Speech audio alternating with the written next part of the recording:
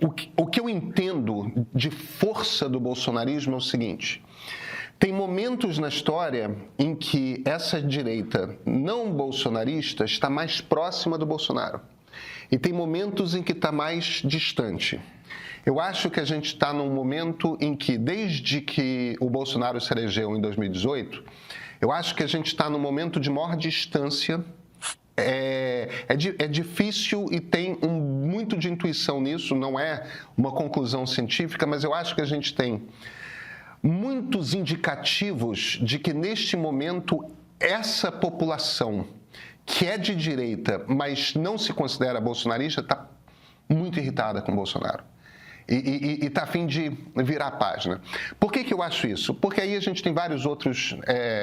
você tem a Quest, ou foi PEC, enfim, um dos institutos recentemente perguntou, vem cá, você gostaria que Bolsonaro fosse candidato à reeleição? Mais de 60% diz que não quer. Do eleitorado geral.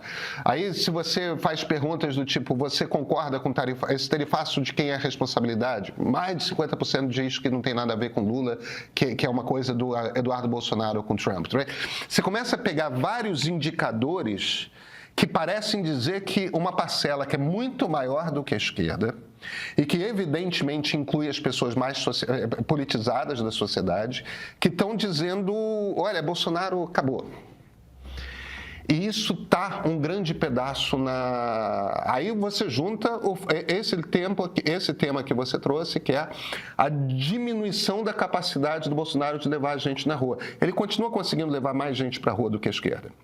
No entanto, ele só está conseguindo levar o coração ali, aquela turma mais leal. E aí, Criomar, como é que os políticos reagem a isso? 2 domingos atrás, quando teve manifestação na Paulista, foi uma manifestação de porte equivalente ao que o Bolsonaro tem feito nos últimos 12 meses. Não grande, mas encheu. Estava lá, tinha 38 mil pessoas, se não me engano, de acordo lá com a medida do Pablo Hortelado da USP. Então, estava uma manifestação decente. Pela primeira vez, nenhum dos governadores candidatos escolheu estar em cima do trio elétrico. Tem esse movimento, esse ato de desespero dos deputados bolsonaristas na Câmara, porque é um ato de desespero, né? A gente já tinha visto a esquerda fazer isso, a gente nunca tinha visto deputado de direita tentar bloquear por completo a mesa diretora, bloquear as conversas. Não se faz nada enquanto a gente não falar sobre isso. Ou seja, eles não acreditam que, sem um ato de força, eles consigam impor aquela pauta. Eles precisam fazer esse gesto. Pedro, mas até isso também tem a ver com uma coisa que vai trazer benefícios para esses parlamentares, que é o fim do foro e a saída dos processos deles do Supremo, né? Claro também não é uma coisa só pelo bolsonarismo. Claro que sim, claro que sim. Mas o ponto que eu estou tentando fazer aqui é o seguinte: eu acho que já aconteceu na sociedade um determinado movimento. Evidentemente que isso é o retrato do momento, não é o futuro, a gente não sabe sobre o futuro, mas aconteceu na sociedade um movimento de divisão da direita. Esse divisão parece ser 2/3 se afastando do Bolsonaro e 1/3 ainda solidamente com o Bolsonaro, mas esse reconhecimento do Bolsonaro como líder para um núcleo importantíssimo e muito maior dos eleitores de direita, essa identificação, se houve para essa turma, se desfez. Eu acho que nunca houve, mas já houve mais simpatia, agora essa simpatia se parece ter sido desfeita. E me parece que, fora do PL, uma quantidade muito grande de políticos de direita está todo mundo tentando fazer conta para entender como é que interpreta esse momento, sabe? E isso vai estar diretamente ligado a o que vai acontecer no ano que vem, na definição das candidaturas.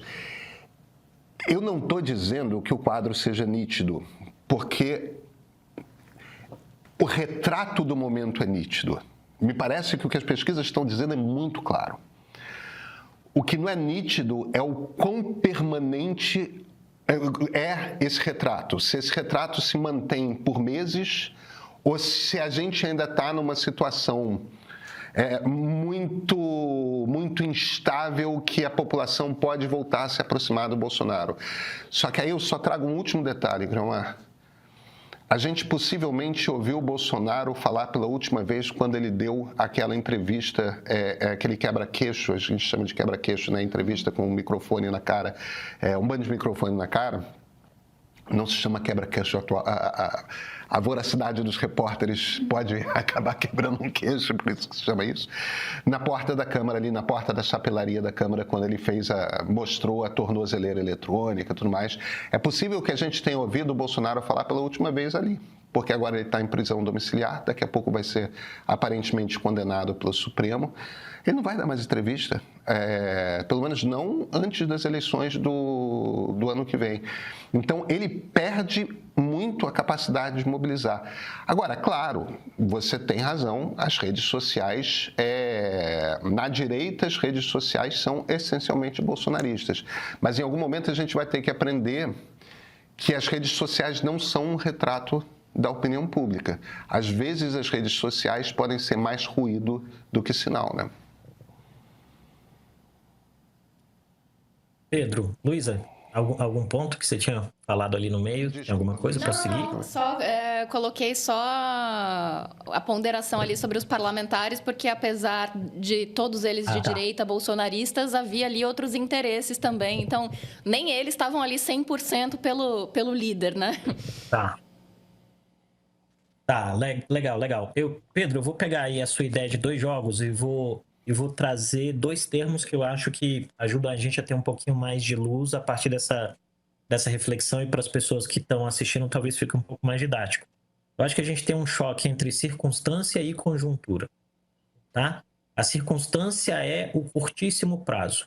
E a circunstância hoje me parece muito ruim para o bolsonarismo por uma série de escolhas que foram do próprio Bolsonaro, que estão colocando ele no banco dos réus, escolhas do próprio Eduardo Bolsonaro, que em algum sentido decidiu ir para o tudo ou nada, fazendo essa jornada para os Estados Unidos, e escolhas da base bolsonarista no legislativo, que tentou capturar a pauta do parlamento. Cada um desses movimentos faz com que a circunstância seja mais positiva para o governo e tenha como um elemento direto daí vinculado o fato de que quem está na direita, mas não é bolsonarista, esteja literalmente com um olho na tela do computador e um olho na calculadora, vendo quantos votos precisa, como constrói a melhor nominata, para onde caminha, para onde não caminha e como vai. E aqui eu vou dar um exemplo que eu acho bem interessante pelas características específicas do Senado. O senador Romário, que foi reeleito com o apoio do ex-presidente Bolsonaro, parou de seguir o Bolsonaro nas redes, né? E parou de seguir o Bolsonaro nas redes, ele já não havia assinado lá a questão do impeachment do Moraes e começou a se posicionar no sentido de dizer, olha, talvez valha a pena se afastar.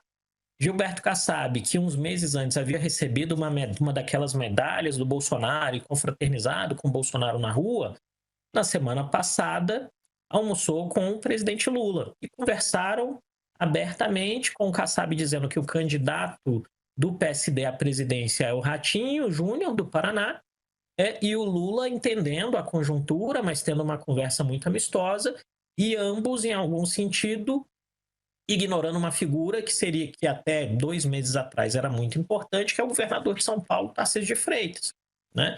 Tarcísio, inclusive, passou a bater mais no Lula, porque o Lula deu uma entrevista onde ele não citou Tarcísio como um eventual presidenciável. Então, a circunstância é mais favorável ao governo e é prejudicial ao bolsonarismo. Quando a gente olha a conjuntura, e aí me parece que é um outro jogo que passa por cima desses elementos, a gente tem um retrato que me parece trazer tendências que animariam um candidato à direita se ele conseguir ser palatável. E isso eu vou pegar uma frase aqui que é sua, né? De alguns minutos atrás.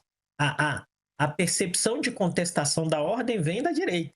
Isso significa dizer, quando a gente olha o grosso do eleitorado, em algum sentido, que há a possibilidade de um candidato mais alinhado com valores conservadores chegar no segundo turno e talvez bater o presidente Lula em determinadas condições de temperatura e pressão. Qual é o problema para a direita hoje? É que a direita se tornou viável do ponto de vista da corrida para o Planalto e de ocupação de espaços no legislativo nessa conjuntura recente, debaixo do guarda-chuva do Bolsonaro, né? O Bolsonaro se colocou como anti-Lula, foi o capaz de derrotar um candidato do Partido dos Trabalhadores, aí tem todo o imbróglio do fracasso na reeleição, mas um pedaço da direita estava embaixo do guarda-chuva do Bolsonaro. A pergunta é, vale a pena sair? Porque sair você vai tomar sol e germinar, ou se você sair, você vai tomar sol e fritar, né? Fora da aridez desse guarda-chuva. Me parece que este movimento não vai ser feito agora. Eu acho que esse movimento vai ser feito muito provavelmente de maneira explícita abril, maio, junho do próximo ano. Por quê? Porque efetivamente o pessoal vai esperar para ver como as coisas vão se consolidar. E aí o que me parece que a captura de votos para o Congresso vai estar muito focada nesse grupamento mais ao centro, à centro-direita, buscando esses 26% do eleitorado não bolsonarista, mas vai trazer algum resquício de bolsonarista pela própria regra do sistema eleitoral. E o dilema para o governo é tentar ter a melhor estrutura de coalizão possível para ser competitivo no executivo, mas também no legislativo. O que me parece, então, a circunstância é negativa para o bolsonarismo, mas a conjuntura ainda me parece indefinida. E me parece indefinida porque tem um elemento do imponderável, né? A gente não sabe efetivamente para onde as coisas vão, mas a gente tem observado com muita tranquilidade que, sobretudo para esse bolsonarismo, tanto no legislativo quanto nos executivos estaduais, tem uma fragilidade de pauta. Porque está todo mundo, em algum sentido, fazendo um clamor. E isso eu escutei de um cliente essa semana. Todo mundo fazendo clamor para que o Lula ligue para o Trump, mas efetivamente as pessoas podiam ligar para o Eduardo, né? E isso me parece ser um elemento que é uma pergunta que todo mundo olha para o bolsonarismo nos olhos e diz, tá, mas vocês podem resolver isso com uma ligação. Por que você não faz uma ligação? Mas não tem escapatória. E aí cai num paradoxo que é, como as sanções estão afetando enormemente pedaços da vida econômica que fizeram muito esforço de atenção financeiro, de posicionamento para apoiar esse grupo político, em algum sentido hoje é um tanto quanto desconcertante, né? É um tanto quanto desconcertante. Porque você vai dizer que, cara, peraí, eu investi no ator errado até aqui, né? Eu investi nesse ator e esse ator efetivamente está me causando prejuízo quando a ideia e o discurso construído ao longo do tempo era que ele me trouxesse mais oportunidades, lucro e por aí vai. Eu creio que o emaranhado de emoções, de percepções e o próprio choque da realidade fazem com que esses dois jogos que você retratou muito bem, que é o circunstancial e o conjuntural, alimentem na gente expectativas, desejos, mas efetivamente está tudo muito indefinido ainda, né? Porque se a gente olhar as pesquisas, o Lula não descolou, né, do bolsonarismo do ponto de vista de intenções de voto. Ele está muito consolidado onde ele sempre teve consolidado, né? E o bolsonarismo como plataforma política, em algumas simulações, está levando candidatos ainda ao segundo turno. O julgamento de Jair Bolsonaro está chegando e com ele uma pergunta importante vem à tona. Após mais uma tentativa de golpe, quais são as forças que fazem a nossa democracia seguir firme? Apesar das disputas políticas intensas, é fundamental reconhecer os avanços que a nova república trouxe para o Brasil. Eleições livres, liberdade de imprensa, fortalecimento institucional e a garantia dos nossos direitos fundamentais. Milhares de pessoas já assistiram ao documentário Democracia, uma história sem fim, que reúne cientistas políticos, jornalistas, grandes especialistas para refletir sobre os desafios atuais, as conquistas históricas e os caminhos possíveis para fortalecer ainda mais o regime que define quem somos como país. Não fique de fora dessa conversa essencial para compreender melhor este momento político e valorizar a democracia que construímos juntos. Já disponível no Meio Primo.